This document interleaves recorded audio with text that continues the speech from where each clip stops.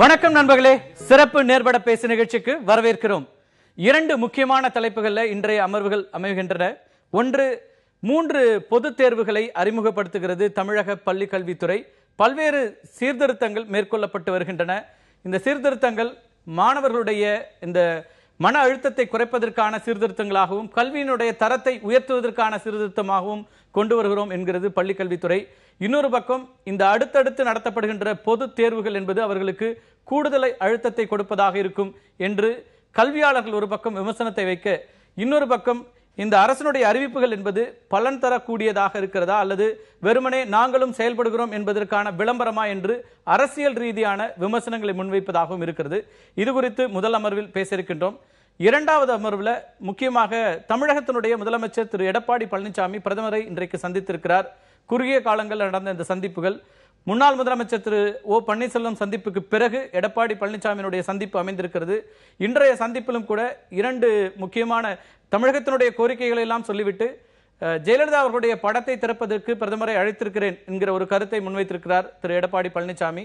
அதேபோல எம்ஜிஆர் அவர்களுடைய 100ஆண்டு விழாவுக்கு வருகை தருமாறு அழைப்பு விடுக்கப்பட்டிருக்கிறதாகவும் அவர் குறிப்பிட்டிருக்கிறார். அதே வேளையில திரு ஓ பன்னீர்செல்வம் அணியினும் சார்பாகவும் கூட இதே போன்ற ஒரு அழைப்பு கொடுக்கப்பட்டிருப்பதாக அவர்களும் குறிப்பிட்டிருக்கிறார்கள். இந்த பிரதமருடனான சந்திப்புகள் என்பது உட்கட்சி பிரச்சனைகளுக்காகவா அல்லது தமிழகத்தினுடைய பிரச்சனைகளை தீர்ப்பதற்காகவா என்பது குறித்து இரண்டாவது அமர்வு பேச இருக்கின்றோம். இந்த முதல் அமர்வில் பொதுத் தேர்வுகள், 3 பொதுத் தேர்வுகள், பாடத்திட்ட மாற்றம், இப்படி பல்வேறு அம்சங்கள் அடங்கியிருக்கின்றன. இது குறித்து லட்சக்கணக்கான குடும்பங்கள்ல இது குறித்த ஒரு அக்கறையோடு பார்க்கப்படுகிற ஒரு விஷயமாக இருக்கிறது. 12ஆம் வகுப்புல குறைந்தபட்சம் 8.5 லட்சம் மாணவர்கள் பங்கேற்கிறார்கள். இப்போது 11ஆம் வகுப்பிற்கும் பொதுத் தேர்வு என்பது அறிமுகப்படுத்தப்படுகிறது.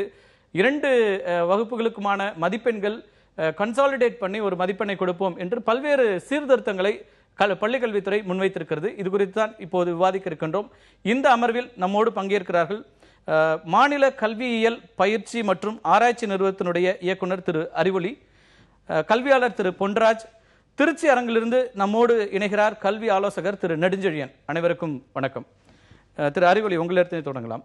இந்த மாற்றங்கள் எதையெல்லாம் முன்வைத்து முன்னெடுக்கப்படுகின்றன? இது மாணவர்களுடைய மன அழுத்தத்தை எந்த விதத்தில் குறைக்கும் அப்படின்னு நீங்க நம்புறீங்க? பொதுவாக மாற்றம் ஒன்று மட்டும்தான் மாறாமல் இருப்பது என்று சொல்வார்கள். 12 ஆண்டுகளாக மாறாத மாற்றம். அந்த மாற்றத்தை உள்வாங்கிக் கொள்வதற்காகத்தான் இப்படிப்பட்ட மாற்றங்கள் உருவாகின்றன.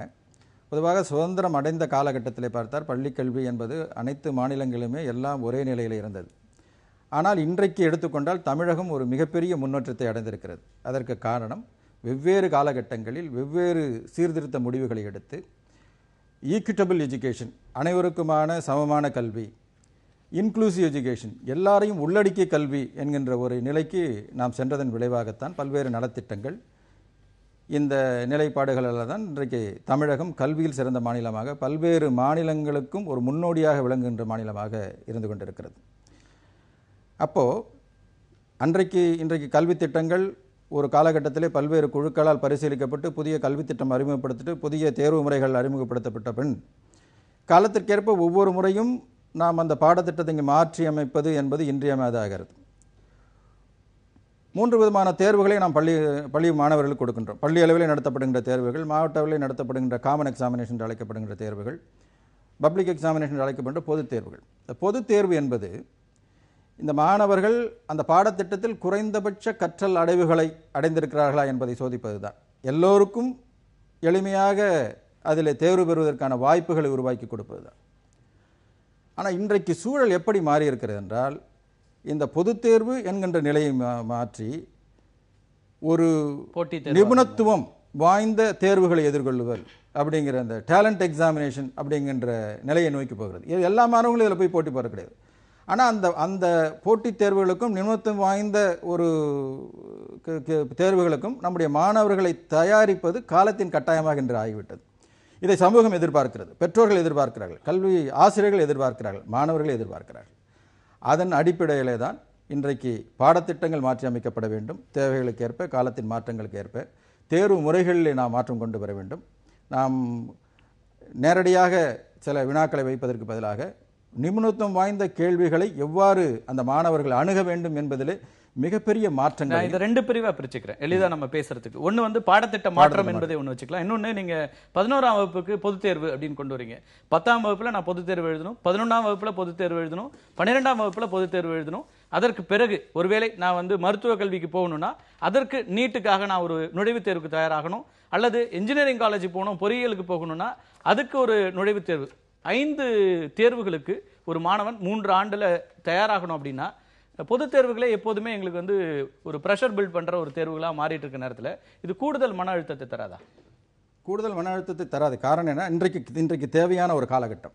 10ஆம் வகுப்பிலே ஒரு பொதுத் தேர்வு இருக்கிறது. அந்த பொதுத் தேர்வு எழுத பிறகு 11ஆம் வகுப்பு 12ஆம் வகுப்பு என்பது உயர்கல்விக்கு செல்லக்கூடிய ஒரு வாய்ப்பு படி ஏணியாக இருக்கிற ஒரு செயல். இதில் 11ஆம் வகுப்பு சிலபஸை பார்க்குறோம். 12ஆம் வகுப்பு சிலபஸ் பார்த்தீங்கன்னா 11ஆம் வகுப்பு ஃபார் எக்ஸாம்பிள் ஃபிசிக்ஸ் இயற்பியல் என்கிற ஒரு பாடத்தை எடுத்தேன்னா 11ஆம் வகுப்பில் கிளாசிக்கல் ஃபிசிக்ஸ்னு இருக்குது, 12ஆம் வகுப்பில் அப்ளைடு ஃபிசிக்ஸ்னு இருக்குது. இந்த இரண்டையும் ஒரு மாணவன் தெரிந்தால்தான் இந்த இயற்பியல் என்கின்ற பாடத்தில் நிபுணத்துவம் பெற்று உயர்கல்வியை தொடங்குவதற்கு ஒரு மிகப்பெரிய வாய்ப்பாக இருக்கும். சமீபத்தில் அண்ணா பல்கலைக்கழகம் ஒரு அறிக்கை வெளியிட்டிருந்தது.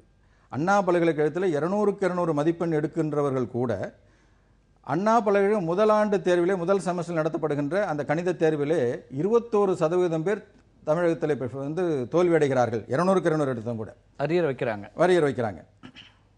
அதிகபட்சமாக 42% பேர் அரியலூர் மாவட்டத்தில் அண்ணா பல்கலைக்கழகத்தில் படிப்பவர்கள் தோல்வி அடைந்திருக்கிறார்கள் என்று புள்ளி விவரங்கள் கூறுகின்றன. அப்போ அண்ணா பல்கலைக்கழகத்தில் ஒரு கமிட்டியை ஃபார்ம் பண்ணுறாங்க, இதை சரி செய்வதற்கு என்ன செய்ய வேண்டும். அப்போது இந்த +1ல் வந்து மாணவர்கள் எந்த பகுதியை படிக்காமல் வராங்களோ அந்த பகுதியை ஒரு சிலபஸாக பிரிட்ஜ் கோர்ஸ் சிலபஸாக ஃபார்ம் பண்ணி அந்த பிரிட்ஜ் கோர்ஸ் சிலபஸை அண்ணா பல்கலைக்கழக மாணவர்களுக்கு முதலாண்டிலேயே நடத்த வேண்டும் என்கின்ற ஒரு முடிவை கிட்டத்தட்ட ஒரு 15-16 பேராசிரியர்கள் கலந்து கொண்ட ஒரு குழுவிலே பல்கலைக்கழகத்துக்கு பரிந்துரைக்கிறார்கள். பல்கலைக்கழகம் அந்த பரிந்துரையை ஏற்று அந்த +1 சிலபஸில் மேத்ஸில் என்ன இருக்கோ சயின்ஸில் என்ன இருக்கோ அதை பிரிட்ஜ் கோர்ஸாக நடத்தி அவர்களுக்கு செய்கின்ற அவர்கள் வந்து அந்த உயர்கல்வியை தொழில்நுட்ப கல்வியை தொடர்கின்ற ஒரு வாய்ப்பை கணிதத்தில் புரிந்து கொள்கின்ற வாய்ப்பை உருவாக்கி கொடுக்கிறார்கள். அப்போ அந்த குழு தமிழக அரசுக்கு ஒரு பரிந்துரை செய்தது. இந்த +1 வகுப்பிற்கும் பொதுத் தேர்வு நடத்தினால் மாணவர்கள் ஒட்டுமொத்தமாக இந்த +1 +2 வகுப்பில் இருக்கிற அந்த பாடத்திட்டங்களை முழுமையாக உள்வாங்கிக் கொண்டு நன்றாக படிக்கக்கூடிய நிலை ஏற்படும். இங்கே அந்த தொழில்நுட்ப கல்விக்கு வரும்போது முழுமையாக தங்களை இது வந்து பள்ளிக்கல்வித்துறையில நீங்க வைத்திருக்கிற பாடத்திட்டத்தை முறையாக நடத்தாத ஆசிரியர்கள் அல்லது பள்ளிகள் அவர்களை சரி செய்யறது சரியா, அல்லது நேரடியா நம்ம வந்து இன்னொரு தேர்வை நடத்தி அவங்களுக்கு நாங்க வந்து ஒரு கம்பல்ஷன் கொடுக்கிறோம் அவங்களுடைய திட்டம் இது? ஒரு நிறைய தனியார் பள்ளிகள் நேரடியா 12ஆம் கிளாஸுக்கு எடுத்துறாங்க, 12ஆம் கிளாஸ்ல என்ன மார்க் வருதோ அதுதான் அட்மிஷனுக்குன்றதுனால 11ஆம் கிளாஸ் பாடத்திட்டத்தை எடுக்கிறது இல்லைங்கிறது தான் பிரச்சனைனா, அது அரசு பள்ளிகள் மீதும் சில பள்ளிகள் மேல அந்த குற்றச்சாட்டுகள் வந்து, ஏன்னா அவங்களுக்கு அந்த அழுத்தம் இருந்தது, ரிசல்ட் என்ன கொடுக்குறீங்க, எத்தனை சென்டம் கொடுக்குறீங்கன்றது அழுத்தம். ஆக நம்ம வந்து தேர்வு முறை இப்போ வந்து நீங்க கல்வி தரத்தை உயர்த்துவதற்கா அல்லது இந்த மதிப்பெண்களை அல்லது இந்த பாடத்திட்டத்தை அப்படியே கொண்டு வரதுக்காக நம்ம முயற்சிக்கிறோமான்றது இருக்குல்ல. இப்போ அங்க வந்து அவங்கள இதுக்கான பாடங்களை எடுக்க வைப்பதற்கான எந்த முயற்சியும் எடுக்காமல் நம்ம இன்னொரு தேர்வை அங்க நுழைப்பதனால அதுக்கான அழுத்தம் என்பது மாணவர்களுக்கு தான் அதிகமாகும். அரசு பள்ளிகளிலே 11ஆம் வகுப்பு பாடத்திட்டத்தை எடுப்பதில்லை என்பது கிடையாது. 11ஆம் பாடத்திட்டத்தை எடுக்கிறார்கள். ஆனால் மாணவர்களுக்கு என்ன ஒரு நிலைமை எண்ணம் இருக்கிறது என்றால், இது 16ஆம் வகுப்பு பொதுத் தேர்வு கிடையாது, இது பள்ளி அளவிலே நடத்தப்படுகின்ற தேர்வு, இதில் நாம் வந்து அவ்வளவு முக்கியத்துவம் கொடுக்க வேண்டாம், கவனம் கொடுக்க வேண்டாம் என்கின்ற ஒரு நிலை மாணவர்களிடத்தில் இருக்கிறது. அதனால தான் மாணவர்கள் அதிக அக்கறை செலுத்தாத ஒரு நிலையும் இருக்கிறது. தனியார் பள்ளிகளிலே பல பள்ளிகள், ஒரு சில பள்ளிகள் எடுக்கிற பல பள்ளிகளிலே வந்து 2 ஆண்டுகளுக்கும் அந்த பொதுத் தேர்வுக்கான பாடத்திட்டத்தை மட்டும் எடுப்பது போன்ற ஒரு நிலைமை இருக்கிறது. சமீபத்தில் நடந்த அது மட்டும் இல்லாம தனி வகுப்புகள் வேறு, காலைல 3 மணிக்கு ஆரம்பிச்சிடுறாங்க, தொடர்ந்து தனி இரவு 8 மணி வரைக்கும் கூட தொடர்ந்து வகுப்புகளும் தேர்வுகளும் நடந்து கொண்டிருக்கின்ற பள்ளிக்கூடங்களை பார்க்கிறோம். அப்படி இல்லாமல் அதையெல்லாம் முறைப்படுத்துவது சரியா இருக்குமா, அல்லது பேட்டர்னே இவங்கெல்லாம் தவறு பண்றாங்கன்னா தவறு செய்பவர்களை சரி செய்யறது சரியா, அல்லது ஒட்டுமொத்தமா அவங்களுக்கு ஏற்ற மாதிரி நாங்க மாறுவர்களை சரி செய்வதற்கு ஒரு நடவடிக்கை எடுக்க வேண்டுமானால் இந்த +1 பாடத்திட்டம் என்பது எவ்வளவு முக்கியத்துவம் வாய்ந்தது என்பது சமீபத்தில் நடைபெற்ற அந்த நீட் தேர்விலே வெளிவந்த கேள்வித்தாளை பார்த்தால் போதும். இயற்பியல் பாடத்தில் மட்டும் 41% கேள்விகள் +1 பகுதியிலிருந்து வந்திருக்கிறது. உயிரியல் பாடத்தில் பயாலஜியில் மொத்தம் கிட்டத்தட்ட 61% கேள்விகள் வந்து +1 பாடத்திட்டத்திலிருந்து வந்திருக்கு. மற்ற கணிதம் பிசிக்ஸ் மற்ற இதெல்லாம் வந்து 45% 50%. ஆக நீட் தேர்வை எதிர்கொண்டே ஆக வேண்டிய நிலையில தமிழகம் இருக்கிறது. அதுக்கேற்ற வகையில நம்ம வந்து மாற வேண்டிய தேவை வந்திருக்கிறது. இந்த முடிவுகள் எல்லாமே நீட்டை ஒட்டி தான் வருதா? எழுதுவதற்கான நிகழ்வு என்கின்றதை விட நம்முடைய மாணவர்களுக்கு அதில் ஒரு மிகப்பெரிய வாய்ப்பை ஏற்படுத்தி தர வேண்டும். இதை படிப்பதன் மூலமாக இத்தனை வருஷமா நம்ம அதை பத்தி யோசிக்கல, பள்ளிக்கல்வித்துறை யோசிக்கல. இப்ப நீட் தேர்வு மூலமாக ஒரு பிரச்சனை வரும்போது அதற்காக இதெல்லாம் மாற்றங்கள் வருதா? நீட் தேர்வுக்காக கிடையாது, அதான் சொல்றோம். அதாவது நம்ம கற்றல் அடைவுகளை தாண்டி, குறைந்தபட்ச கற்றல் அடைவுகளை தாண்டி நம்ம அந்த உயர்கல்விக்கு செல்ல வேண்டிய ஒரு படியாக இருக்கின்ற மேல்நிலைத் தேர்விலே நம் மாணவர்களுக்கு ஒரு நிபுணத்துவத்தை உருவாக்கும் போதுதான் நாம் ஒரு மிகச்சிறந்த மாணவர்களை, கற்றல் திறனுடைய மாணவர்களை உருவாக்க முடியும். இன்றைக்கு சி.வி. ராமனுக்கு பிறகு நம்மால் ஒரு மிகப்பெரிய விஞ்ஞானியை உருவாக்க முடியவில்லை. காரணம், முழுமையான ஈடுபாட்டோடு இந்த கல்வியை மாணவர்கள் எடுத்து ஸ்பேஸ் சயின்டிஸ்ட் பக்கத்துல அப்துல் கலாம்னு ஒருத்தர் இருந்தாருங்க. முழுமையா உருவாக்க முடியல, முழுமையா உருவாக்க முடியல. அது அப்துல் கலாம் சார்ங்கிறது அவங்க ஒரு தனி ஒரு, நீங்க சொல்றத நான் பொருள் புரிஞ்சுக்கிறேன். எவ்வளவு பேருக்கு இந்த வாய்ப்புகள் அளிக்கப்படுது, எத்தனை பேருக்கு அந்த எக்ஸ்போஷர் கிடைச்சது அப்படின்றீங்க? ரொம்ப ரேரா தான் வர்றாங்க. அதனால அந்த +1ல இருக்கிற அந்த குறைந்தபட்ச அந்த பேசிக் எஜுகேஷன் இல்லாம உயர்கல்விக்கு செல்வது என்பது மாணவர்களை ஒரு அரைகுறையான ஒரு கற்றல் இதுக்கு தான் நம்ம கொண்டு விடும். இது இவர்களே ஆசிரியர்களாக வருகிறார் என்று வைத்துக் கொள்ளுங்கள். இந்த ஒரு அடிப்படை திறன்களை பற்றி தெரிந்து கொள்ளாமல், இப்போ 3ஆம் வகுப்பில் நீங்க இப்போ டிஆர்பியில் எக்ஸாம்ஸ் எல்லாம் நடத்தி தானே எடுக்கிறீங்க. ஆசிரியர்களே அப்போ தகுதியோட தானே வரப்போறாங்க. அவங்க தகுதியோடு வர்றாங்க. இருந்தாலும் கூட ஒரு மாணவர்களுக்கு அது எடுத்து செல்லும் போது இந்த அடிப்படை விஷயங்களை அவங்க சரியா புரிஞ்சிருந்தாதான் அந்த கான்செப்டை விளக்க முடியும். 3ஆம் வகுப்பிலே மணி பார்ப்பது என்பது, மணி பார்க்க கற்றுக் கொடுப்பது ஒரு காம்பிடன்ஸ். அந்த காம்பிடன்ஸில் சின்ன மொழி 8லேருந்து பெரிய மொழி 12லேருந்து 8 மணின்னு சொல்லிக் கொடுக்குறோம். ஆனால் இப்போ ஒரு டேலண்ட் எக்ஸாமினேஷன் எப்படி கொஸ்டின் இருக்கும் அப்படின்னா, சின்ன மொழி 8ல் இருக்கும், பெரிய மொழி 12ல் இருக்கும், கீழே 2 ஆன்சர் இருக்கும், காலை 8 மணி, இரவு 8 மணி. அப்போ நாம் கூட யோசிக்கும் போது என்ன பண்ணுவோம், இந்த கேள்வி எப்படி பதில் இருந்தது அப்படின்னு யோசிக்கிற ஒரு நிலைமை வரும். அப்போது அந்த மாணவனுக்கு மணி பார்க்க கற்றுக்கொண்டால் மட்டும் பத்தாது, இன்னொரு விஷயத்தை தொடர்புபடுத்த வேண்டும் என்கின்ற ஒரு உணர்வு வருகிறது. அப்படி இன்னொரு விஷயத்தை தொடர்புபடுத்த வேண்டும் என்கின்ற ஒரு மனப்பான்மை மாணவர்களிடத்தில் வளர்க்கும் போதுதான் அவர்கள் பெற்ற கல்வி எல்லாமே பாடத்திட்ட மாற்றங்களின் மூலமாக நீங்க செய்ய வேண்டிய விஷயம், அல்லது கற்பிக்கும் முறையில செய்ய வேண்டிய விஷயங்கள் அப்படின்றது. ஆனால் தேர்வையே மாற்றுறது அப்படிங்கிறதுல எனக்கு நிறைய கேள்விகள் இருக்கு. நம்ம தொடர்ந்து பேசுவோம். நான் உங்கள்கிட்ட தொடர்ந்து வரேன். திரு பொன்ராஜ், உங்களுடைய பார்வை என்ன? இந்த மாற்றங்கள்ல நிறைய சீர்திருத்தங்களை நிச்சயமா சம்திங் இஸ் பெட்டர் தென் நத்திங்னுவாங்க. எதுவுமே செய்யாமல் இருப்பதற்கு நிறைய விஷயங்களை முன்னெடுக்கிறார்கள். பல்வேறு அம்சங்களை இதுல கொண்டு வர்றாங்க. ரேங்க் சிஸ்டத்தை முழுமையாக ரத்து செய்திருக்கிறார்கள். மாணவர்களுக்கான அந்த அழுத்தம் இருக்கக்கூடாது அப்படிங்கிறதுனால ஸ்டேட் ரேங்க் எல்லாம் போடலன்றாங்க. இப்படியான முயற்சிகள் எடுக்கிறாங்க. இதுல கல்வித்துறையுடைய முயற்சியில உங்களுடைய பார்வை? அதாவது இப்போ இந்த முயற்சியில் முன்னெடுத்த கல்வித்துறை அமைச்சர், பள்ளிக்கல்வித்துறை அமைச்சர் செங்கோட்டையன் அவர்களும், அவருக்கு உறுதுணையாக இருந்து செயல்படக்கூடிய திரு உதயச்சந்திரன் ஐஏஎஸ் அவர்களும் உண்மையிலேயே இந்த முயற்சியை முன்னெடுத்திருப்பதை நான் மனமாக வரவேற்கிறேன், பாராட்டுகிறேன். அந்த பாடத்திட்டத்தில் மாற்றத்தை கொண்டு வர்றதுக்கு ஒரு ஷெட்யூல் பண்ணியிருக்காங்க. அந்த ஷெட்யூல் படி ஒரு அடுத்த 3 ஆண்டுகளில் அவங்க மாற்றுவதா, பாடத்திட்டத்தையும் கற்பித்தல் முறையையும் மாற்றதா அவங்க சொல்லியிருக்காங்க. அது உண்மையிலே அதை வரவேற்க தகுந்த ஒரு முன்னெடுப்பு முயற்சி. அது 12 வருடங்கள் கழித்து இப்போயாவது நடந்திருக்கிறேன்னு உண்மையிலே பாராட்டணும். அதுக்கு அவங்களுக்கு பாராட்டுதல். நீங்கள் இந்த பொதுத் தேர்வு 11ஆம் வகுப்பு பொதுத் தேர்வு வைத்துக் கொள்வதை ஏற்றுக்கொள்ள முடியாது. ஏன்னா 10ஆம் வகுப்புக்கும் பொதுத் தேர்வு, 11ஆம் வகுப்பு பொதுத் தேர்வு வைக்க வேண்டிய காரணம் என்ன என்பதை நம்ம அறிவொளி சார் நல்லா சொன்னார். அப்போ ஒரு பிரிட்ஜ் கோர்ஸ் நடத்துகிறாங்க, பிரிட்ஜ் கோர்ஸினுடைய ரெக்கமெண்டேஷன் படி நாங்கள் இன்ட்ரடியூஸ் பண்ணுறோம். அப்போ அது பொதுத் தேர்வு வச்சா தான் படிப்பாங்கன்னு சொல்கிறாங்க. ஆக்சுவலாக பிரச்சனை அது கிடையாது. பிரச்சனை 11ஆம் வகுப்பை ஸ்கிப் பண்ணுறாங்க பல்வேறு பள்ளிகள்.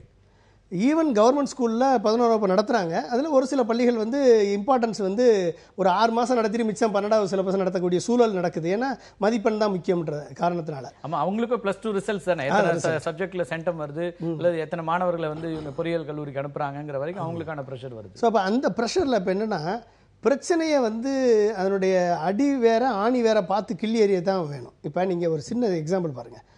11ஆம் வகுப்புக்கு ஒரு 10ஆம் வகுப்பு வரைக்கும் நடத்தக்கூடிய ஒரு பிரைவேட் பள்ளிக்கூடம்னு வச்சுக்கோங்க. அந்த பள்ளிக்கூடம் 11ஆம் வகுப்புக்கு அப்ரூவலுக்கு போகுது.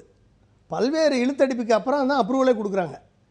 நீங்கள் ஒரு பள்ளி 11ஆம் வகுப்பு பாடத்தையே நடத்தாமல் 12ஆம் வகுப்பு பாடத்தை நடத்துச்சுன்னா அதை சரிப்படுத்துறது யாருடைய கண்ட்ரோலில் இருக்குது? பள்ளி கல்வித்துறையிட்ட இருக்குது. இப்போ பள்ளி கல்வித்துறை என்ன பண்ணணும்? உங்ககிட்ட இருக்கக்கூடிய கண்ட்ரோலில் நீங்கள் ஒரு பள்ளி 11ஆம் வகுப்பு நடத்தாமல் போகுது அப்படின்னா நீங்கள் தான் ஆக்ஷன் எடுக்கணும். இப்போ ஆக்ஷன் எடுக்கிறத விட்டுட்டு மாணவர்கள் மேலே பொதுத் தேர்வு என்ற சுமையை திணிப்பது எப்படி நியாயமாகும்? அது நியாயம் இல்லை. ஏன்னா 10ஆம் வகுப்பு எக்ஸாமினேஷன் வந்துட்டாலே 9ஆம் வகுப்பு வந்துருச்சு, அடுத்து 10ஆம் வகுப்பு ஒழுங்காரு பார்த்து படிக்கணும், வேறு எதுவும் போகாத, சினிமா போகாத, டிவி பார்க்காத, 9ஆம் கிளாஸ்ல கேபிள கட் பண்ணு. இப்போ அப்பாவும் அம்மாவும் சேர்ந்து படிக்க வேண்டிய நிலைமை இன்னைக்கு இருக்கு. ஏன்னா மார்க் எடுத்தால் தான் நல்ல மார்க், நல்ல குரூப்பே கிடைக்கும் 11th. அப்போ 11th படிக்க போறான்னா அங்கேயும் ப்ரெஷர். அப்போ இத்தனை ப்ரெஷரையும் 3 வருஷத்துக்கு அந்த மாணவனுக்கு கொடுத்தா அவன் எங்கே போய் தாங்குவான்? நீங்கள் சொன்ன மாதிரி இந்த 3 வருஷம் பொது தேர்வு எழுதணும், அடுத்து நீட்டுக்கு எக்ஸாம் எழுதணும், ஜேஇ எழுதணும், அப்புறம் இண்டிவிஜுவல் யூனிவர்சிட்டிக்கு தனித்தனியாக எழுதணும். எத்தனை எழுதுறதானே? ஸோ அடிப்படையா அது எத்தனைங்கிறத விட நீங்க அடுத்தடுத்த ஆண்டுகள் அவன் எழுதும் போது இதெல்லாம் எளிதாயிடும்ல. நீங்க 10ஆம் கிளாஸ், 11ஆம் கிளாஸ், 12ஆம் கிளாஸ் முழுமையாக படிச்சு வரும்போது நீட்டோ அல்லது நீட்டியோ இன்ஜினியரிங்காக வர்றதோ அல்லது வேற நீங்க சொல்ற தனியார் பல்கலைக்கழகங்களோ எது எழுதுனாலும் அவன் கம்ஃபர்டபுளா போவாங்க. அங்கதான் பிரச்சனையே. நீங்க வந்து பொது தேர்வு என்பது வேறு, நீட்டு ஜேஇ என்பது வேறு. அதாவது நீட்டு ஜேஇல கேட்கக்கூடிய கேள்விகள் எல்லாமே அப்ளைடா கேட்கறான். அப்ப ஒரு ஃபார்முலாவையும் இன்னொரு ஃபார்முலாவையும் இணைச்சா தான் ஒரு ரிசல்ட் வரும். அதை அவன் இத்தனை செகண்டுக்குள்ளே பண்ணணும், அதை கரெக்டாகவும் பண்ணணும். அவன் அப்போ தான் வந்து அவனுக்கு ரிசல்ட் கிடைக்கும். அப்போ அந்த அப்ளைடாக ஹையர் ஆர்டர் திங்கிங் ஸ்கில்ஸ் உள்ள கொஸ்டின்ஸை அவங்க கேட்கும் பொழுது நம்ம பயிற்றுவிக்கக்கூடிய முறை, கற்பிக்கக்கூடிய முறை இதுதான் வந்து மாற்றப்படணுமே ஒழிய இங்கே இருக்கக்கூடிய கற்பிக்கக்கூடிய முறை வந்து மாறலை. நீங்கள் வந்து 3 வருஷம் கழிச்சு நீங்கள் பாடத்திட்டத்தை தான் மாற்றுறீங்க. பாடத்திட்ட கற்பித்தல் முறையை மாற்றுவதற்கான அதுவும் குறிப்பிட்டிருக்காங்க. கற்பித்தல் முறை குறித்தும் அதில் பேசுகிறாங்க.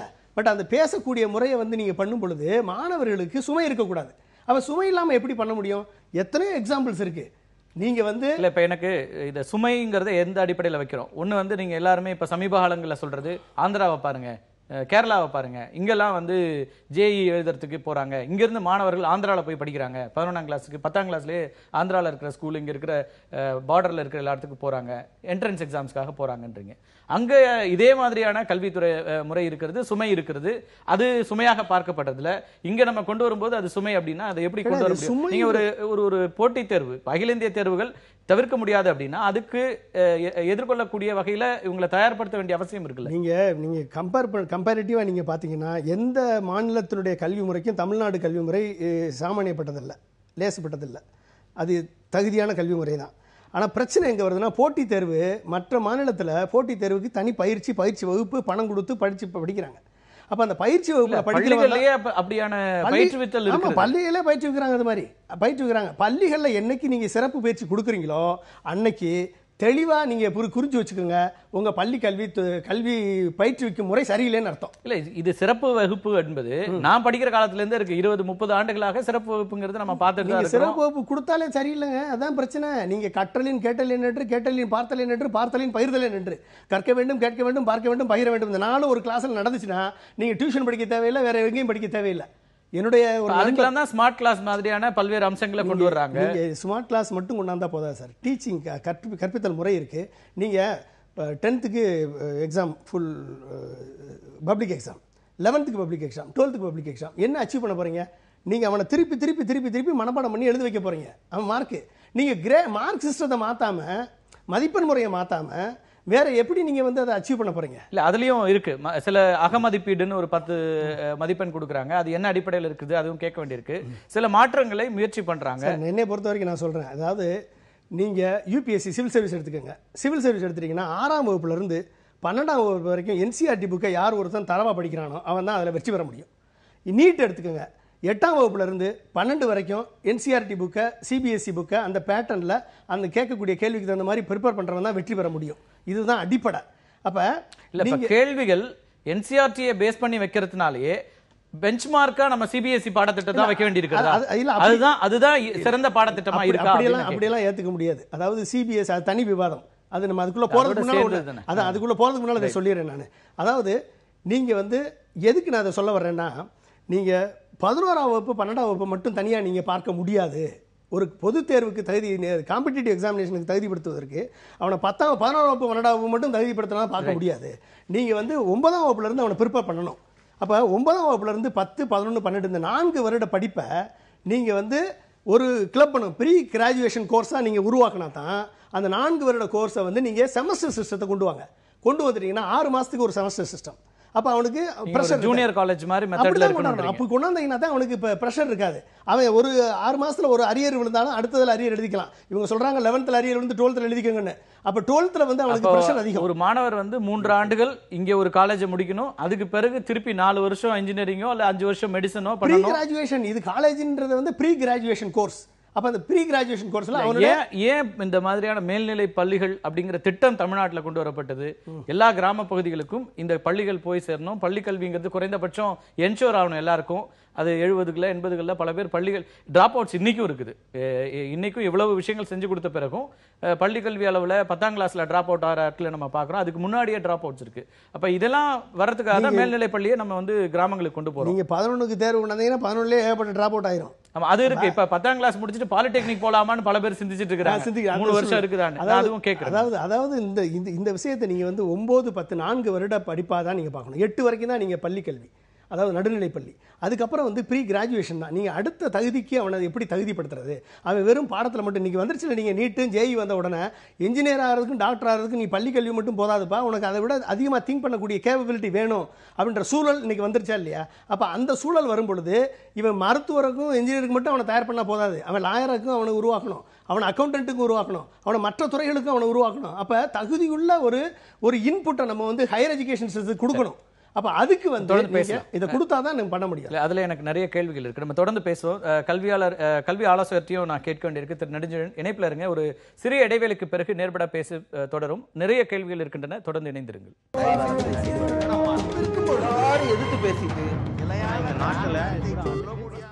தேர்வு முறையில் செய்யப்பட்டிருக்கும் மாற்றம் மற்றும் பள்ளி கல்வியில பாடத்திட்டத்தில் ஏற்பட்டிருக்கிற மாற்றங்கள் குறித்து பேசிக் கொண்டிருக்கின்றோம்.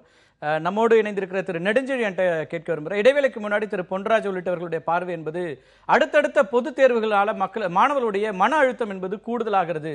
எனவே அந்த சிஸ்டம் வந்து சரியில்லை, பாடத்திட்டத்தை அல்லது கற்பித்தல் முறையை மாற்றுவதுதான் சரியாக இருக்கின்றாரு. உங்களுடைய பார்வை என்ன? இல்லை, ஆக்சுவலாக பள்ளிக்கல்வித்துறை அண்ட் பள்ளிக்கல்வித்துறை செயலாளர் மற்றும் அமைச்சர் அண்ட் பள்ளிக்கல்வித்துறையில் எல்லாரும் இந்த ஒரு மாறுதல் கொண்டு வந்தது வந்து வரவேற்கத்தக்கது. ஏன்னா மாணவர்கள் என்ன கொடுத்தாலும் படிப்பாங்க. அவங்க யாரும் ஆசைப்பட்டு மேக்ஸ் ஃபிசிக்ஸ் கெமிஸ்ட்ரி படிக்கல, நம்ம ஃபோர்ஸ் பண்ணி தான் படிக்க வைக்கிறோம். தேர்வு அப்படிங்கிறது வந்து இப்போ நீங்கள் சொல்லக்கூடிய நீட்டாக இருக்கட்டும், அகில இந்திய தேர்வுகள், நீட்லாம் 1988 இருக்குது. அண்ட் ஐஐடி தேர்வுகள் 1960 இருக்குது. இங்கேருந்து மாணவர்களை நம்ம ஒவ்வொரு ஆண்டுகளும் தமிழகத்திலேருந்து அனுப்பிட்டு தான் இருக்கோம். இன்றைக்கி திடீர்னு புதுசாக நம்ம வந்து பேசுகிறதுக்கு காரணம் என்னென்னா, அதாவது இப்போ நீங்கள் முதல்ல எல்லோரும் நம்ம சார் அறிவொழி சார் சொன்ன மாதிரியும் சரி, மிஸ்டர் பொன்ராஜ் சார் சொன்ன மாதிரியும் சரி, நம்ம 11th போர்ஷனை சொல்லித்தராமல் 12th போர்ஷனை சொல்லி கொடுத்துட்டு இருக்க நிலமையில் மாணவர்களுக்கு இதில் கற்கக்கூடிய திறமை வந்து உள்ளது. இப்போ நீங்கள் அந்த சப்ஜெக்டை முழுமையாக சொல்லிக் கொடுத்தா அவங்க அதை படிக்கக்கூடிய மாணவர்கள் எண்ணற்ற மாணவர்கள் இருக்காங்க, அதை படிப்பாங்க, அடுத்த லெவல் வந்து மூவ் ஆங்க. ஏன்னா இன்றைக்கி நேஷ்னல் லெவல் காம்படிஷனில் நீங்கள் பார்க்கும்போது எல்லாருமே நேஷ்னல் கரிக்குலம் ஃப்ரேம்வொர்க் தான் வந்து பண்ணுறோம். அதில் வந்து நமக்கு வந்து 11, 12வது வகுப்புகள்லேருந்து 50% எல்லா அகில இந்திய தேர்வுகளும் வந்து கேட்குறாங்க. ஏன்னா வந்து ஐஐடியாக இருக்கட்டும், நீட்டாக இருக்கட்டும், எந்த ஒரு சயின்ஸ் பேஸ்ட் எக்ஸாமினேஷன்லையும் இப்போ நம்ம தமிழ்நாட்டில் +1 சிஸ்டம் இருக்குது. இப்போ நீங்கள் ஆந்திரா, மகாராஷ்டிரா இங்கெல்லாம் ஜூனியர் காலேஜ் ஆர் PU1 இருக்கிற இடத்துல அவங்க 50% 11th படிப்பாங்க, 50% 12th படிக்கும்போது ஒவ்வொரு ஸ்டேட்லேயும் இப்போ நம்ம படிக்கிற ஒரு சில சப்ஜெக்ட்ஸை வந்து அவங்க மாற்றி படிக்கலாம். அவங்க அதனால் வந்து தேர்வு கேட்கும்போது நிச்சயமாக 50% 11th 50% 12th தான் போர்ஷன்ஸ் வந்து எல்லா அகில இந்திய தேர்வுகளையும் வந்து டிஃபைன் பண்ணுறாங்க. அப்போ 11th போர்ஷனை வந்து நம்ம மாணவர்கள் படிக்காமல் இவ்வளோ காலம் சென்றதுனால் எண்ணற்ற மாணவர்கள் அகில இந்திய தேர்வுகளுக்கு அந்த அடுத்த லெவல் போகக்கூடிய இதை வந்து வாய்ப்பை வந்து இழந்து விட்டார்கள். இந்த மாணவர்களுக்கு நம்ம வந்து இந்த இன்ஃபர்மேஷன்லாம் கொடுத்து இதெல்லாம் படிக்கணும்ப்பா, இது அடுத்த தேர்வுக்கு வந்து உனக்கு இன்றியமையாத இருக்குது அப்படின்னு இன்றைக்கி ஒரு காலகட்டம் வந்ததுக்கப்புறம் தான் நம்ம வந்து அடுத்த லெவல் வந்து நம்ம மூவ் ஆகிறோம். பட் இது வரவேற்கத்தக்க பேசிக்கலி வந்து இதுக்கு அடுத்து மாணவர்கள் வந்து இனிமே வரக்கூடிய மாணவர்கள் இதில் எண்ணற்ற பயன்பெறுவார்கள். முதல் ஒரு 1 or 2 years நமக்கு வந்து இனிஷியல் ஹிக்கப் இருந்தாலும் பட் மாற்றம் ஒன்று தான் வந்து நிரந்தரமானது. அதனால் மாற்றங்கள் கல்வியில் வந்து அவசியம் தேவை. இதுல மாணவர்கள் வந்து எந்த வகையில இருக்கணும்ன்ற ஒரு விஷயம் இருக்குல்ல, நிச்சயமா மாற்றங்கள் வேணும். மாற்றம் ஒன்றே மாறாதது, யாரும் மறுக்கல. ஆனால் அந்த மாற்றம் என்ன வகையான மாற்றமாக இருக்கணும், அது வந்து மாணவர்களுக்கு கூடுதல் அழுத்தத்தை கொடுக்கக்கூடியதாக ஆயிடக்கூடாதுங்கிற அந்த கவலையை தான் இவங்க பதிவு பண்றாங்க. பொதுவாகவே நீங்களும் பல இடத்துல பார்த்திருப்பீங்க, பொது தேர்வு வரும்போது ஒரு சின்ன ஒரு பதட்டம் வரும்.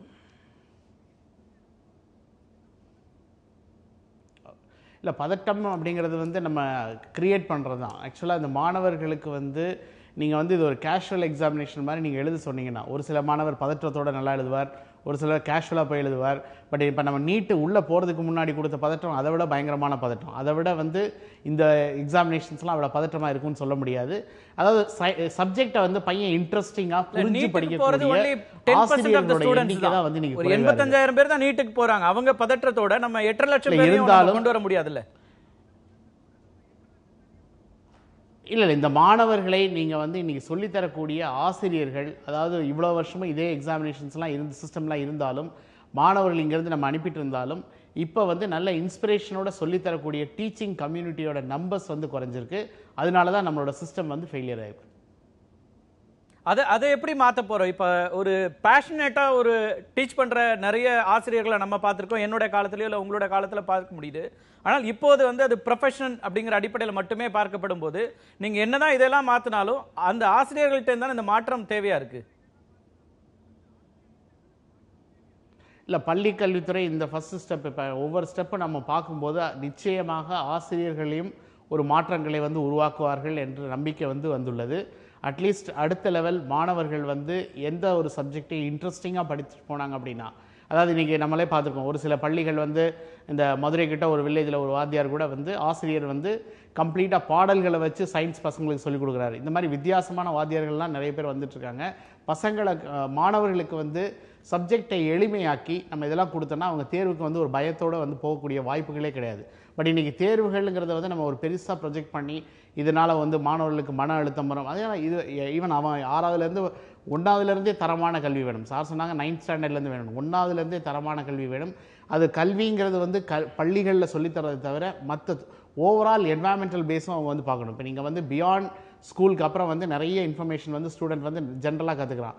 அதுவும் வந்து அவனுக்கு வந்து வேணும். அந்த காலத்துலலாம் இப்போ நீங்கள் வந்து ஒரு பள்ளியில் வந்து ஒரு பிளாக் போர்டில் வந்து ஜென்ரல் நாலேஜ்னு எழுதி போடுவாங்க. பையன் யாரும் ஜென்ரல் நாலேஜ் வந்து மனப்பாடம் பண்ணதே கிடையாது.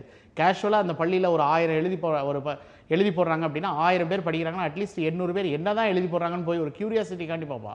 இந்த கியூரியாசிட்டி இந்த மாதிரி லேர்னிங்கில் வந்து நியூ மெத்தட்ஸ் கொண்டு வந்தோம் அப்படின்னா நம்ம மாணவர்கள் அடுத்த கட்டத்துக்கு எளிதாக அவர்களை நகர்த்தி செல்ல இது மிகவும் உதவும். இல்ல, நான் இந்த பிரஷர் எங்கிருந்து சொல்றேன்னா நம்ம உருவாக்குறது தான் அப்படின்னு நீங்க சொல்றீங்க. நிச்சயமா நான் அதை ஒத்துக்கிறேன். சொசைட்டி தான் அப்படியான ஒரு பிரஷரை உருவாக்குது அல்லது குடும்பங்கள் உருவாக்குது. என்ன துரதிருஷ்டவசமா நம்ம பார்க்க வேண்டியிருக்குன்னா 1088 மார்க் எடுத்துட்டு கூட நம்ம ரொம்ப குறைவான மார்க் எடுத்திருக்கிறோம்னு வேறு விதமான ஒரு நிலைக்கு ரொம்ப எக்ஸ்ட்ரீம் ஸ்டெப் எடுக்கக்கூடிய மாணவர்களை இப்ப நம்ம பார்க்கிறோம். அப்படியான ஒரு சமூகம் தான் இருக்குது. அப்படியான சம்பவங்கள் இருக்கும்போது தான் இந்த பதட்டம் இருக்குதுன்னு நான் சொல்றேன். அது எவ்வளவு தூரம் பதட்டமா இருந்ததுன்னா 1088ங்கிறது வந்து ஒரு கிட்டத்தட்ட 90% மேல எடுக்கிற ஒரு மதிப்பெண்ணையே அந்த மாணவி வந்து ரொம்ப குறைச்சலா எடுத்துட்டோம் அப்படின்னு சொல்லி ஃபீல் பண்ணி எக்ஸ்ட்ரீம் ஸ்டெப் எடுத்து அவங்களோட லைஃபை முடிக்கிற அளவுக்கான ஒரு சூழல் இருக்குல்ல. இல்லை இந்த சூழல் நம்ம வந்து ஒரு தடவை பார்த்தாலும் இது வந்து பெற்றோர்கள், மாணவர்கள் மற்றும் நம்ம சொசைட்டி ஆஸ் அ ஹோல் எல்லாருமே இதுக்கு ரெஸ்பான்சிபிள். என்னென்னா இந்த மாணவருக்கு மருத்துவம், பொறியியல் தாண்டி இன்னும் எண்ணற்ற வாய்ப்புகள் இருக்குது. இதிலெல்லாம் நீ போனால் லைஃப்பில் நல்லா வரணும்னு சொல்லி கொடுக்காத காரணத்தினால தான் அந்த மாணவர் இந்த மாதிரி ஒரு எக்ஸ்ட்ரீமிட்டிக்கு வந்து போகிறார். பட் இன்றைக்கி வாய்ப்புகள் அப்படிங்கிறது வந்து நான் தான் மிஸ்டர் சுந்தர் பிச்சை வனவாணியில் படிக்கும்போது நான் கூகுளுக்கு CO படிக்கவே கிடையாது. அவர் அன்னைக்கு படித்ததை நல்லா படித்தார். நிகழ்காலத்தில் நல்லா பண்ணதுனால அவரோட எதிர்காலம் நல்லா இருந்தது. நம்ம இன்றைக்கி எதிர்காலத்தை நினச்சிட்டே நிகழ்காலத்தை தொலைச்சிட்ருக்கோம். நம்ம 6வது படிக்கும்போதே நான் டாக்டர் ஆகணும், 8வது படிக்கும்போது டாக்டர் ஆகணும், இது மாதிரி ஒன்றொன்னா மாணவர்களுக்கு மனதில் வந்து ஒவ்வொரு இதையும் சொல்லிக் கொடுக்கறதுனால அந்த பையனுக்கு வந்து ஒரு 10 ஸ்டெப் ஏறக்கூடிய திறமை இருந்தாலும் அவனை 2வது ஸ்டெப்லேயே நிப்பாட்டி போதுண்டா உனக்கு நீ இந்த இது படித்தா போதும் அப்படின்னு சொல்லி நம்ம போகாத ஊருக்கு வழி அனுப்பிடும். இப்போ எல்லா மாணவருக்கும் மெடிக்கல் கிடைக்கிறது இல்லை.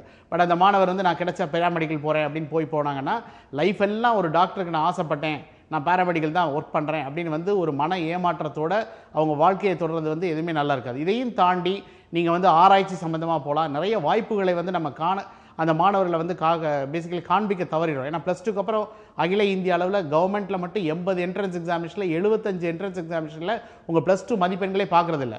+2 மதிப்பெண்கள் மட்டும்தான் லைஃப் அப்படிங்கிறது வந்து நம்ம கொண்டு வந்தது வந்து இது அந்த மாதிரி முறைகள் பெற்றோர்களோட அறியாமையும் அவங்களோட கல்வி வந்து அவங்களுக்கு போதிய அளவில் இல்லாதவும் பள்ளிகள் வந்து இதை வந்து அதான் நான் சொல்ல +2 வரைக்கும் நம்ம பத்திரமா கூட்டிகிட்டு வந்து ஒரு காட்டாற்று வெள்ளத்தில் பாதி பாலம் கட்டி மாணவர்களை தள்ளி விட்டுறோம். இதில் யார் வந்து இன்ஃபர்மேஷன் தெரிஞ்சு வரானோ அவன் தான் உயர்கல்விக்கு வர்றான், மீதிலாம் வந்து ஆற்று வெள்ளத்தில் அவன் அடிச்சுட்டு போயிடறான்.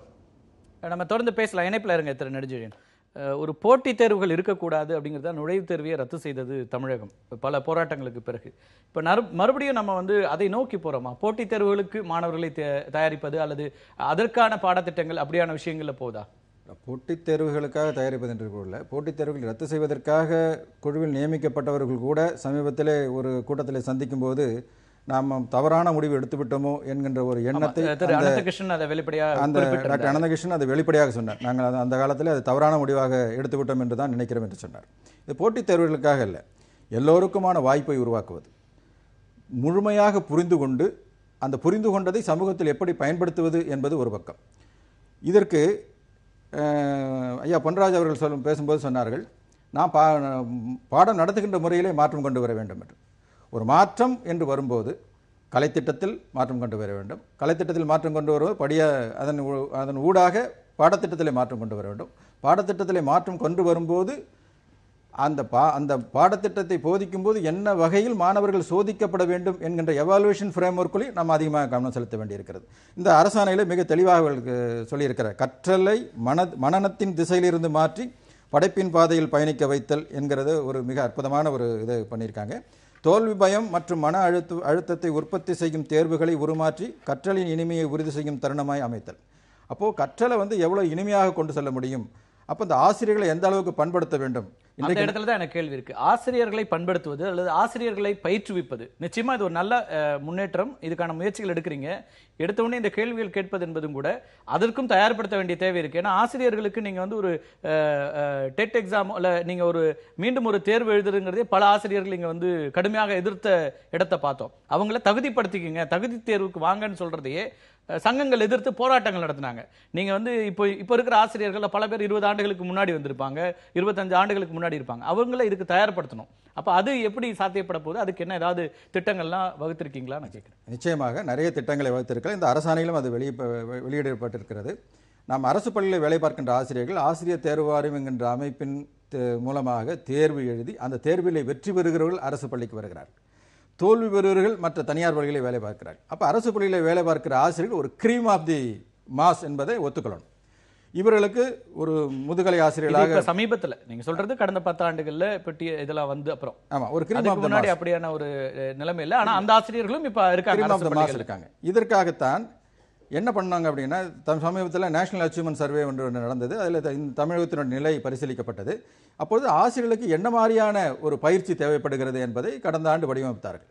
வடிவமைக்கும் போது 6 முதல் இடஞ்செழியன் சொன்ன மாதிரி 1 முதல் 12 வகுப்பு வரை என்னென்ன விஷயங்கள், எந்த கான்செப்ட், என்ன கண்டென்ட், என்ன கான்செப்டாக மாறி இருக்கு, என்ன கான்செப்ட் காம்பிடன்சியாக மாறணும் அப்படிங்கிறதுல ஒரு மிகப்பெரிய மேப்பிங் எக்ஸசைஸ் ஆசிரியர்களை வைத்து தான் செஞ்சோம். நம்ம ஆசிரியர்கள்ட்ட மிக திறமையான ஆசிரியர்கள், கிட்டத்தட்ட 80% ஆசிரியருக்கு மேலே திறமையான ஆசிரியர்கள் இருக்காங்க. அதே ஆசிரியர்கள் எல்லா சிலபஸையும் கம்பேர் பண்ணாங்க. நம்ம state board syllabus, CBSE, IGSC, இன்னும் ஐபி போன்ற சிலபஸை கம்பேர் பண்ணி எங்கெங்கே அந்த லேர்னிங் டிஸ்கன்டினியூட்டி இருக்குது, எந்த இடத்துல நம்ம செறிவு தேவை, எந்த இடத்துல ஆசிரியர்களுக்கான பயிற்சி தேவை அப்படிங்கிறத வரையறை பண்ணோம். அதன் அடிப்படையில் கடந்த ஆண்டு ஒரு மிகப்பெரிய மேசிவாக தமிழக ஆசிரியர்களுக்கெல்லாம் பயிற்சி அளிக்கப்பட்டது.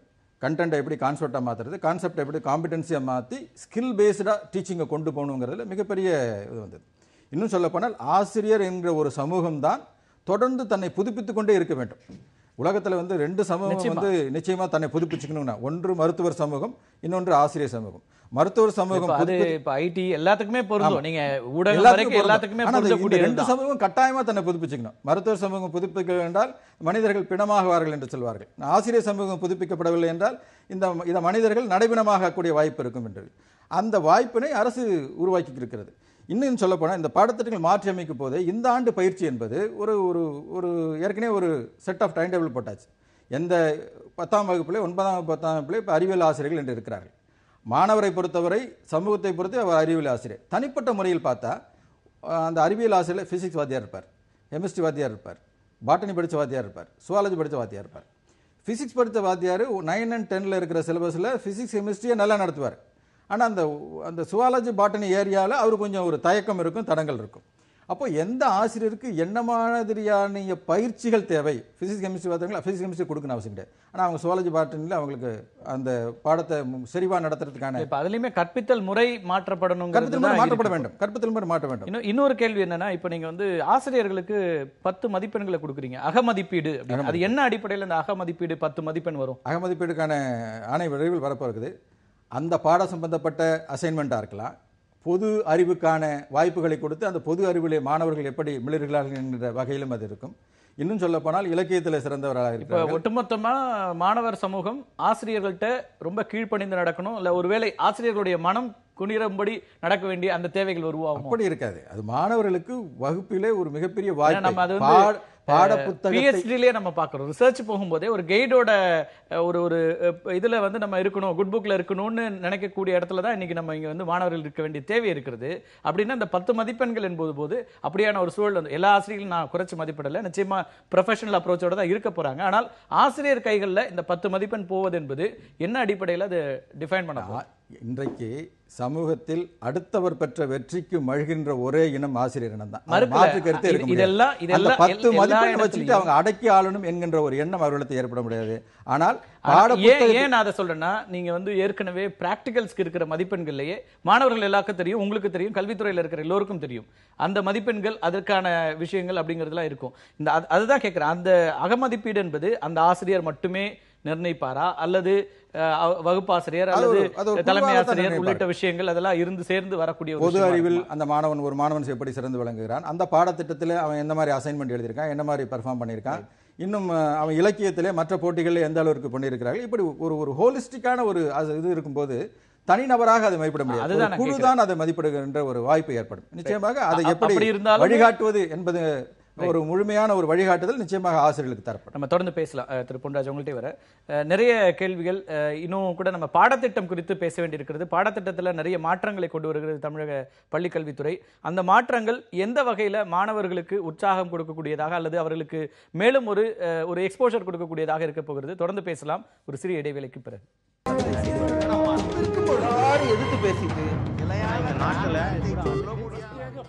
பள்ளிக்கல்வித்துறையில் ஏற்பட்டுக் கொண்டிருக்கின்ற சீர்திருத்தங்கள் குறித்து பேசிக் கொண்டிருக்கின்றோம்.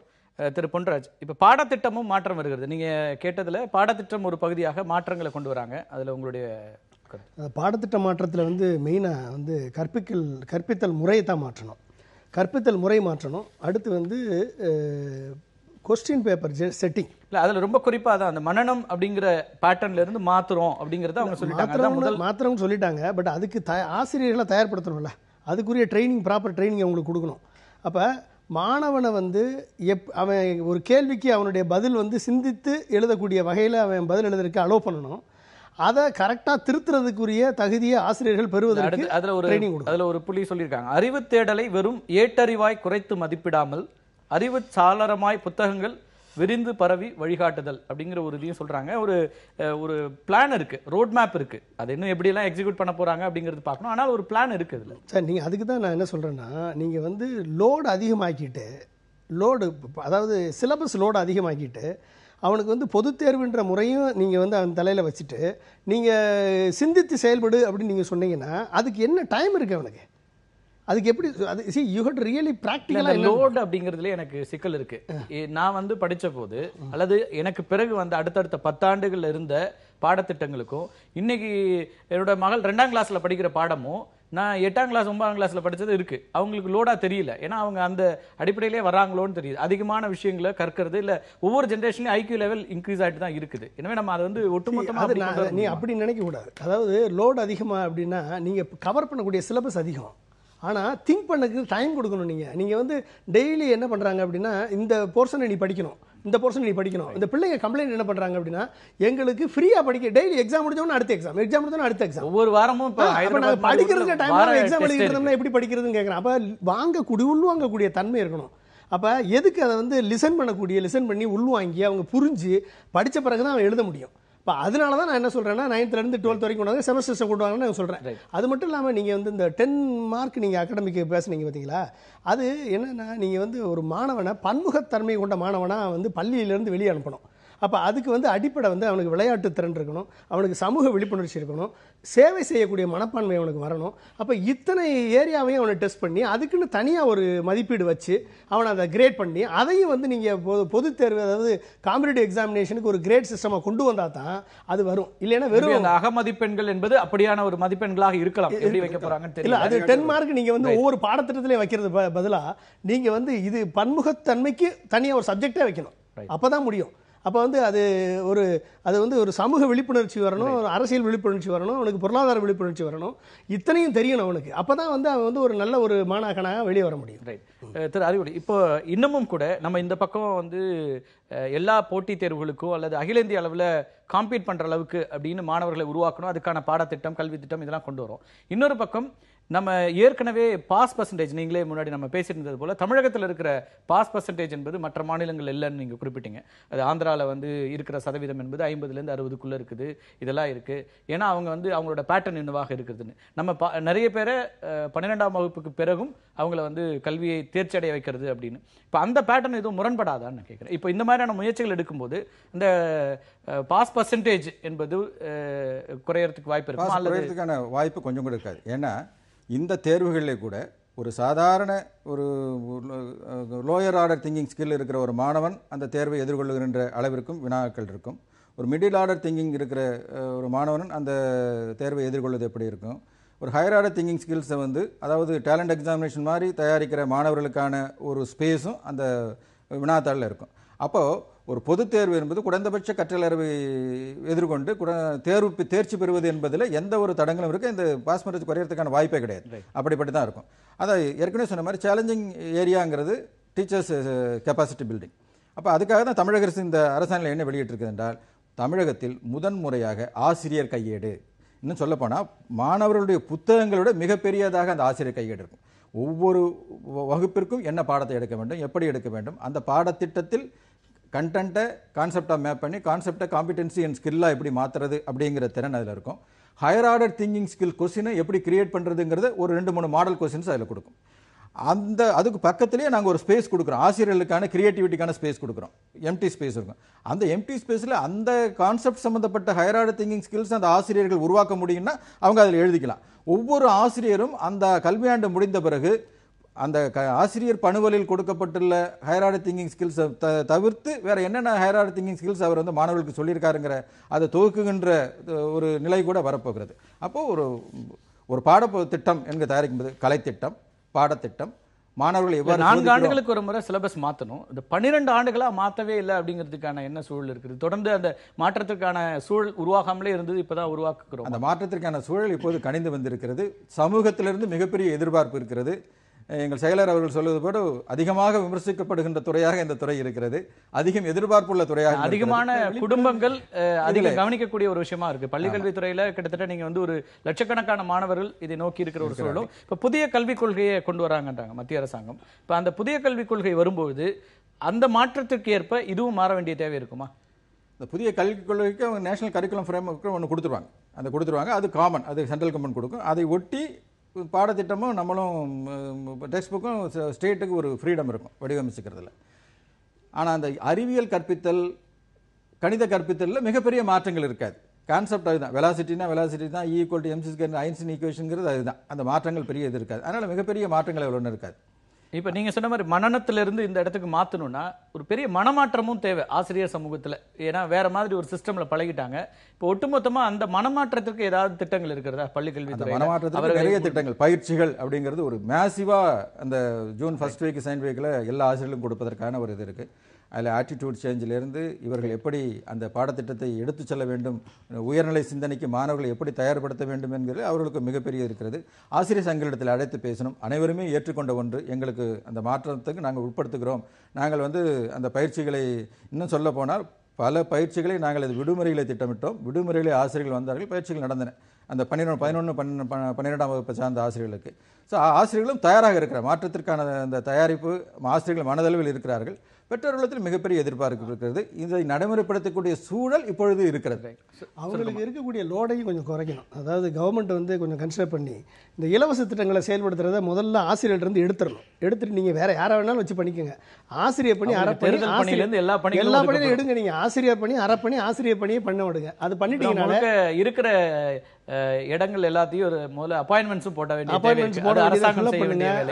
பண்ணுங்க. அவங்களுக்கு பயிற்சி கொடுங்க. கண்டிப்பா சாதனை குறிப்பிட விரும்புகிறேன். இந்த ஆண்டு தலைமை ஆசிரியர்களுக்கு எந்த ஒரு பொறுப்பும் கிடையாது. 14 விதமான நலத்திட்டங்களும் அவர்கள் பள்ளிக்கு அரசால் நேரடியாக கொண்டு வழங்கப்படுகின்றன. இதுல ஆசிரியருக்கு எந்த ரோலும் கிடையாது. பரவாயில்ல. இந்த ஆண்டு உங்களோட பார்வையில் இந்த பாடத்திட்டங்கள் மாற்றம், இதுல வந்து உங்களோட பார்வை என்ன? ரொம்ப சுருக்கமா உங்களுடைய பார்வை. இல்லை ஒரே ஒரு நிமிஷம். டாக்டர் அறிவொளி சார் சொன்னாங்க இந்த மாதிரி வந்து நுழைவுத் தேர்வு வந்து 2006 ரத்து கமிட்டியில் நாங்களும் ஒர்க் பண்ணி கொடுத்தோம். அதில் டாக்டர் அனந்தகிருஷ்ணன் சாரோட ஒன் ஆஃப் த ரெக்கமெண்டேஷன் வந்து எவ்ரி 4 இயர்ஸ் நீங்கள் சிலபஸ் மாற்றணும். அண்ணா பல்கலைக்கழகம் எப்படி நுழைவுத் தேர்வு நடத்துதோ அதே மாதிரி பள்ளிக்கல்வித்துறை வந்து இந்த இது நடத்தணும்.